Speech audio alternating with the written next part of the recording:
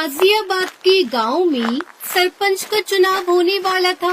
इस बार चुनाव में महिलाओं की सीट थी। टुनटुनी चिड़िया गांव के पक्षियों में रजाइयां बंटवाती है। टुनटुनी, ये मैं क्या सुन रहा हूँ? तू प्रधानी का चुनाव लड़ रही है? हाँ मामा, सही कहा आपने। लेकिन ये चुनाव के चक्कर अच्छे नहीं होते। ये सब तो पैसों का खेल होता है बेटा। हमारे पास तो इतने पैसे भी नहीं है। मामू, आप फिक्र मत कीजिए, मेरी कालू कौवे से बात हो गई है। वो कह रहा था कि चाहे जो भी हो जाए, जो गांव की पुरानी प्रधान सुंदरी देवी को वो प्रधान बनने नहीं देगा, क्योंकि उसने कभी गांव में किसी का भला नहीं सोचा। वो सिर्फ अपने बारे में सोचती है।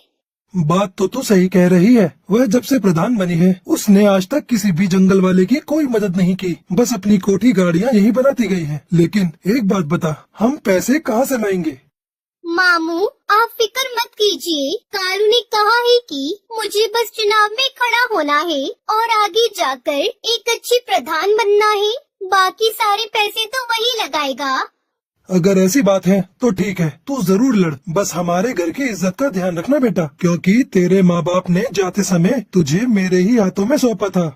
आप बिल्कुल फिक्र मत कीजिए, मैं कोई गलत काम नहीं करूँगी।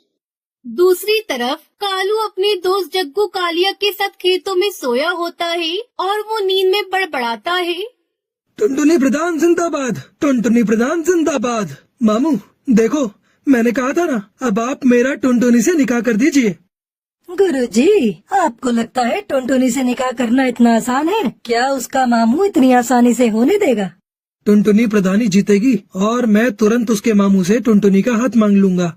तो गुरुजी, हमें इसके लिए पूरी मेहनत करनी होगी। टुनटुनी को जिताने के लिए हमें सबसे पहले दुश्मन की सारी खबर रखनी होगी। शाम दाम दंड भेद सारे ही तरीके अपनाने होंगे। तो चलो चलते हैं गाँव में। दूसरी तरफ बबली कबूतरी अपने घर के दरवाजे पर बैठकर अपनी बहन से कहती है, मैं नहीं लड़ रही है चुनाव। तू ऐसे क्यों कह रही है? तू तो पर्चा भर के आई है। पर्चा तो भर आई हूँ, लेकिन अब सोच लिया है कि मैं कोई चुनाव नहीं लड़ूंगी। मैं अपना नाम वापस ले लूंगी। बहुत हो गया ये रोज का नाटक। कालू बाहर खड़ा होकर सब सुन रहा होता है। अगर ये चुनाव नहीं लड़ेगी तो हमारा तो बहुत नुकसान हो जाएगा। बबली प्रधान जिंदाबाद, बबली प्रधान जिंदाबाद। गुरुजी, जब आपने इसे प्रधान बोल ही दिया है तो जरूर जीत जाएगी। फिर बबली और उसकी बहन लूसी दोनों बाहर आते हैं। अरे मैं नहीं लड़ रही चुनाव, हमारे घर में तो रोज की लड़ाई है। मुझे एक बाबा ने बताया है कि बबली के घर में प्रधानी जानी चाहिए, और तू ये सोचती है कि प्रधान बन जाएगी तो घर का काम कौन करेगा?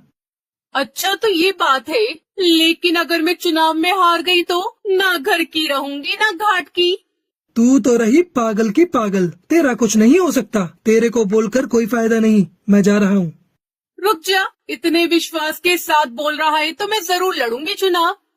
ये हुई ना बात। अब तेरी बात में कुछ वजन लग रहा है। मुझे तेरी सीट को मजबूत करने के लिए बड़े काम करने हैं। तू जल्दी से जा और 25,000 लेकर आ। 25,000 किस बात के? जो तेरे खिलाफ है उनको पैसे देकर ही तो तेरी तरफ करना होगा। मैं क्यों दूं पैसे? एक तरफ तो तू कह रहा है कि बाबा ने तुझे बताया है कि मैं ही चुनाव जीतूंगी, फिर तू पैसे क्यों मांग रहा है? बाबा ने ये भी बताया है कि तेरे दुश्मन पैसों से बड़े ताकतवर हैं और वे पैसे खर्च करके तुझे हराने की पूरी कोशिश करेंगे। अगर ऐसी बात है तो मैं पैसों में आग लगा दूंगी। अभी लेकर आती हूँ पैसे। बबली कबूतरी कालू को पैसे दे देती है। बबली प्रधान जिंदाबाद, जिंदाबाद, जिंदाबाद। अपने लिए 5-6 अच्छे सूट बनवा ले चुनाव के प्रचार में जाने के लिए। बाकी तेरे पोस्टर मैं बनवा दूंगा, उसके लिए पैसे अलग से दे दे मुझे। अलग से कैसे पैसे? 25,000 की जगह 30,000 दिए हैं। ठीक है, पोस्टर के खर्चे का बाद में देख लेंगे। अब मुझे बहुत काम करना है, जाने दो। बबली प्रधान जिंदाबाद, जिंदाबाद, जिंदाबाद। बबली प्रधान जिंदाबाद करते हुए वो वहाँ से आगे निकल पड़ता है। कालू पूरा माहौल बना देगा, तुझे प्रधान भी बनवा देगा। गुरुजी, कमाल हो गया, 1 मिनट में 30,000। चलो सुंदरी प्रधान के घर। सुंदरी प्रधान जिंदाबाद, जिंदाबाद, जिंदाबाद। सुंदरी प्रधान जिंदाबाद। सुंदरी प्रधान जिंदाबाद करते हुए वो दोनों सुंदरी प्रधान के घर पहुंच जाते हैं। मेरे टक्कर का इस पूरे गांव में कोई नहीं है। प्रधानी का चुनाव तो मैं ही जीतूंगी। हाँ सुंदरी प्रधान, तुम बिल्कुल ही सही कह रही हो, तुम ही जीतोगी। मैं तो स्कूल में खड़ा होकर सारे वोट तुम्हारे ही नाम पर डलवाऊंगा। मेरा बस चले तो सबको भगाकर खुद ही तुम्हारे नाम पर वोट डाल दूं। कालू तू याद रखना मुझे। इसमें याद वाली क्या बात है? मेरे दादा परदादा, इसके दादा परदादा सब हमेशा से ही तेरे साथ हैं। बस कालू तूने कह दिया तेरा साथ है तो आधा चुनाव तो मैं अभी जीत गई। अब तू एक काम कर, थोड़े कंबल ले जा और गांव में बंटवा दे। सुंदरी प्रधान, हम ऐसे ही किसी के पास नहीं जाते और किसी के साथ खड़े हो गए तो उसे जिताकर ही छोड़ेंगे। सही कहा ना जग्गू कालिया? तो बोलो सुंदरी प्रधान जिंदाबाद। बस तुम तो अपनी प्रधानी पक्की समझो। वैसे तो मुझे खुद पर पूरा विश्वास है, अब तुमने कह दिया तो विश्वास और पक्का हो गया। अरे हम जो बताने आए थे वो तो भूल ही गए। मेरे पास बबली आई थी नोटों की थैली लेकर। हमने वो पैसे नहीं लिए। जब उसको वोट ही नहीं देना है तो थैली क्यों लेना है? अच्छा किया। अगर तेरा समर्थन मिल गया कालू तो मुझे हराने वाला कोई नहीं है। तुझे समर्थन चाहिए या वोट चाहिए? बस समर्थन तो हम तेरे लिए ले ही आएंगे और जो वोट नहीं देगा उसे खिला पिला कर तेरी तरफ कर देंगे। मुझे तेरे से यही उम्मीद थी कालू। तू जिस चीज पर हाथ रख देगा वो तेरी होगी। बस एक बार मुझे चुनाव जीत जाने दे। जिस चीज की भी जरूरत हो आकर ले जाना।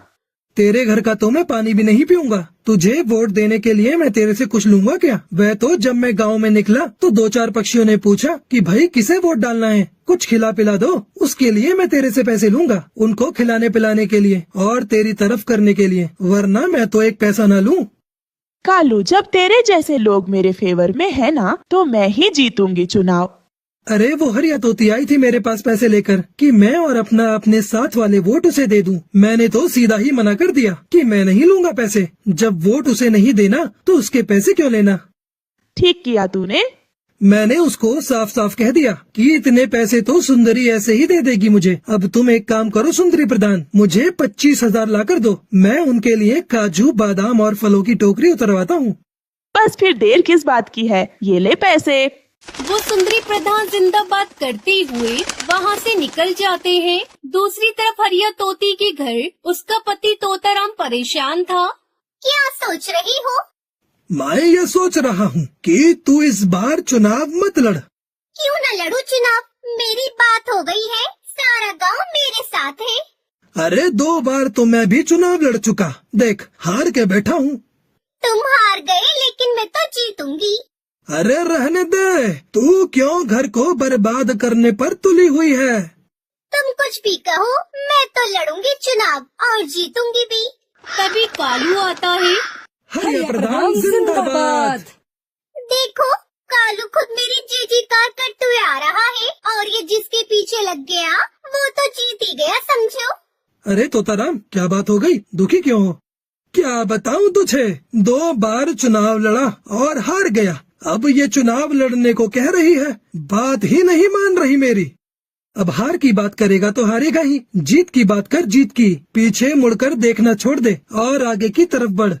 कौन समझाए? ये तो पुरानी बात पकड़ कर ही बैठे हैं। मैंने कहा जिसके साथ कालू हो उसकी तो जीत ही होगी।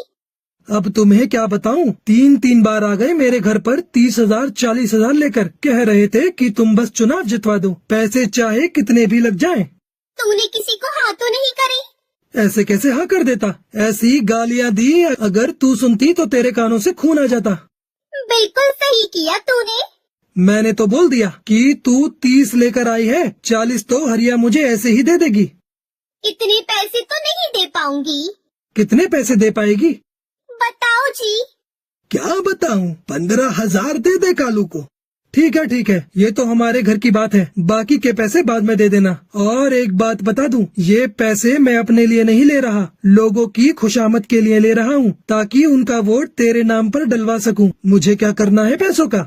वोट के लिए तो हमने दारू मंगा रखी है। अरे बेवकूफ, जो दारू नहीं लेता उनके लिए कुछ और मंगवाना पड़ेगा। बस ये पैसे उनमें ही खर्च करूँगा। ठीक है, पैसे ले जा और दारू की बोतल भी ले जा और बना दे हमारे नाम का माहौल पूरे गांव में।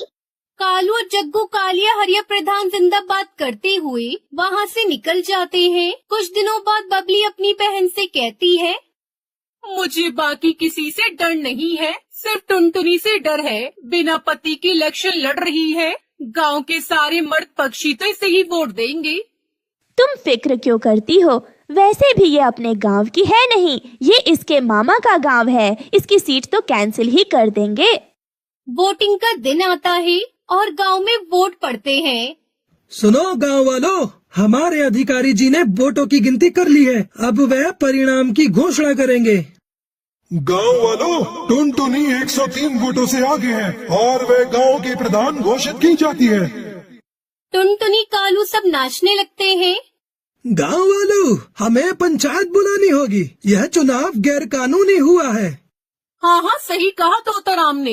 ये चुनाव गैर कानूनी है। टुनटुनी तो इस गांव की है ही नहीं, फिर ये चुनाव कैसे लड़ सकती है?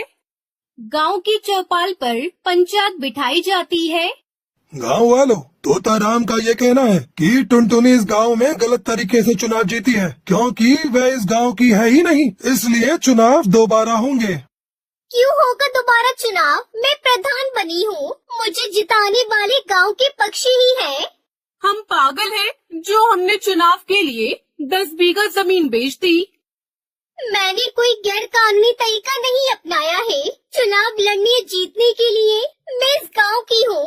मेरा निकाह इस गांव में हुआ है और इस हिसाब से मैं यहाँ चुनाव लड़ सकती हूँ। किसके साथ हुआ है तेरा निकाह? हमें भी तो बता। कालू से हुआ है मेरा निकाह, मैं झूठ नहीं बोल रही। गांव वालों, मेरी बात सुनो। ये चुनाव सही तरीके से हुआ है, क्योंकि प्रधान बनने के बाद किसी को अपनी कोठी बनवानी थी, किसी को फॉर्च्यूनर खरीदनी थी, तो किसी को अपनी बेटी की शादी करनी थी। सबको सिर्फ अपने बारे में ही फिक्र थी। गांव की भलाई की तो किसी को पड़ी ही नहीं थी। इसलिए मैंने इस गांव की भलाई के लिए टुनटुनी से निकाह किया। सबके सामने बोलता हूँ, ये गांव का काम करेगी और विकास भी करेगी। अगर ऐसा नहीं हुआ तो मैं खुद टुनटुनी से उसका इस्तीफा दिलवाऊंगा। गांव वालों, मैं यहाँ पर बड़ी हुई हूँ, लेकिन मैंने हमेशा आप सबको गांव की टूटी सड़कों की वजह से परेशान होता हुआ देखा है। इस गांव में 5वीं क्लास के बाद कोई स्कूल नहीं होने की वजह से बच्चों को इतनी दूर पढ़ाई करने के लिए दूसरे गांव में उड़ता हुआ देखा है।